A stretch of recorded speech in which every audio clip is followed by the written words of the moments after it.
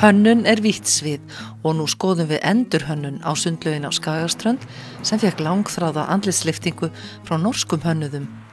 Fyrir einni viku leit sundlaugin á Skagaströnd ekki svona út. Hún var orðin ansi lúin og þreytt og hún var rauð og það var annar litur á henni. En svo komu tvær norskar listakonur í heimsókn og þær fengu leyfi til þess að umbreyta lauginni, mála hana og taka hana alla í gegn. Og nú viku seinna hun så ny? Nei, det var jo sånn at vi skulle arbeide her en gjeng med kunstnere, og Rafnildur, som var vår vert da, hun fortalte at vi burde ta badetøy med, for på Skagastrand det et basseng. Så alle nordmenn har en idé om å reise til Island og bade. Og vi kom hit til bassenget her, og så helt klart et potensiale som ikke var brukt. Så jeg vil gjerne være med å løfte dette stedet opp.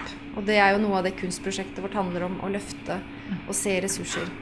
Vi ville ha fram med det turkise, ideen om den blå lagune og den fargen som, de sterke fargene som på Island. Så da fikk vi fatt i malesaker, og vi har fått klarsignal fra alle hold på Skagastrand med glede, og vi har møtt så mye velvilje og bare positive kommentarer på det vi har gang i. Så nå har vi fått så mye ekstra gjester her også, og det synes vi ekstra hyggelig. Men hvordan følelsen av å komme hit til fremmed sted og gjøre det, liksom, 1, 2, 3? Ja, det føles helt naturlig. Har du noe dere gjør? Ja, vi gjør det ganske ofte. Vi har gjort det en gang før i sommer. Aha, hvor var det? Nei, det var på Edøya. Der var det et sted, et kultursenter som også trengte til et løft. Og da gjorde vi noen grep som også økte omsetningen med 50% allerede første måned. Så det. Út af hvað gengur þetta verkefni sem núna í gangi hérna á Skagaströnd? Þú ert þá að tala ruslverkefni. Þetta verkefni sem byrjaði í Noregi fyrir 2 árum síðan, sem það voru 2 norskar stelpur sem dattaði í hug að setja á stofn 3 ára verkefni sem færi á milli 3 sjávarplássa þar sem störfin í aðalega kvennastörfin í fiskvinnslu eru horfin. Og þá spurning hvað gera menn þá? Og þær ákváðu að á þessum stöðum, það náttúrulega við vitum það er svo mikið rusl á ströndunum okkar að þær vildu fara á stað með eitthvað verkefni þar sem að ruslið yrði hafið upp til svona og, já, til vegs og virðingar og bent á að ruslið gull, ruslið sem sagt fjársjóður í sjálfu sér og svo á sama tíma þá vildu það líka hafa sem sagt ráðstefnu og sem ekki snerist það hvað að fyrirlesarnir sem kom að tali bæði umhverfið og eins það hvernig breyta megi, hvernig maður að hugsa þegar maður vill breyta úr því að hugsa fram á veginn og hugsa upp nýtt, maður þarf að finna upp á nýtt, maður þarf að finna nýja ímyndasköpun því að það þýðir ekkert að súta það sem búið og heldur að horfa fram á veginn. Þá ákváðu þeir að setja þetta þannig upp að í 2 vikur myndu myndlistamenn frá Noregi, Danmörku og Íslandi frá Skagaströnd sem á eyju og frá Væholmen sem á eyju eða áhangandi eyju sem heitir Smøla í Noregi, rétt fyrir utan Trondheim og frá Lesu í Danmörku. Að frá þessum 3 stöðum frá þessum 3 löndum réttara sagt kæmu listamenn sem myndu vinna saman á þessum 3 stöðum og í enda myndum við hafa opnun á myndlistarsýningu og síðan væri daginn eftir fyrirlestarröð þar sem að við myndum svona veita innblástur og kannski umræðu framhald hvað gerir maður svo. Þannig að þið svolítið að taka ruslið og lyfta því upp á annað plan. Já. En svo þetta sniðuga verkefni að labba inn í sundlaugina á Skagaströnd og breyta henni. Hvernig kom það til? Við vorum að leita okkur að sýningarstað og þegar ég byrjaði hérna á Skagaströnd, ég hjálpaði bænum að stofna nestlistamiðstöð fyrir 6 árum síðan, að þá voru allt fullt af fínu húsnæði til þess að halda myndlistarsýningar í. En nú þetta orðið bíópól, sér bókasafn og það eru fyrirtæki búin að flytja inn í og dúllur gallerið hérna í kjallaranum, Jazzn og Dulleri og þannig að við fundum eiginlega hvergi neitt heppilegan stað sem við þurftum ekki að byrja að taka til. Svo löpum við okkur inn í sundlaugina bara svona til að skoða hann og þá sögðum við bara já, hér verður sýningin. Og þá þeirra hlutverk stelpnanna, þær að gera svona eins og hálfgerða innsetningu eða intervention heitir það á ensku, þar sem þú sko breytir einhverju í eitthvað annað. Og þær sögðust bara alltaf breyta þessu í bláa lónið eða eitthvað álíka.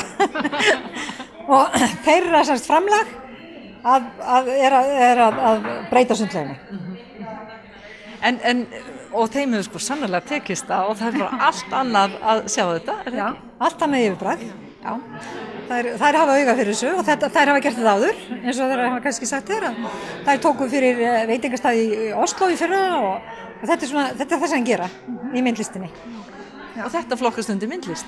Já, þetta getur flokkast undir það. Sumir kalla þetta bara mála.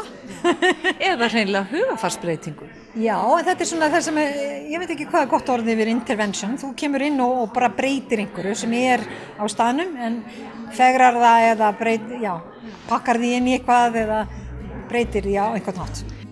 Það hafa margir dáðst að verkum Guðjóns Samúelssonar arkitekts og þeirra á meðal María Dýrfjörð, hönnuður á Akureyri, sem sækir innblástur í sín verk frá honum.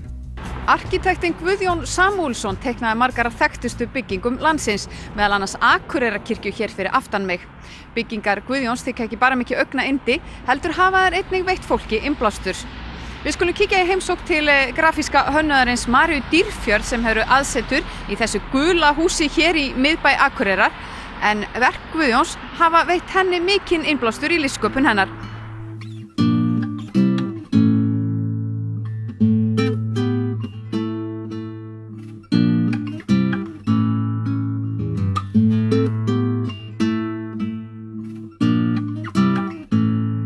Fyrst og fremst þá, í mínum huga, þá eru byggingar Guðjóns hús okkar Íslendinga og sem húsameistari ríkisins í 30 ár, þá náttúrulega hann voru afkasta mikill og í nafni ríkisins gerði byggingar eins og sjúkrahús og kirkjur, bankabyggingar og svona opinberar stofnanir og já, í mínum huga einmitt eru svona okkar byggingar og við umgöngumst þær í dagsdaglega lífi en kannski tökum ekkert endilega eftir þeim.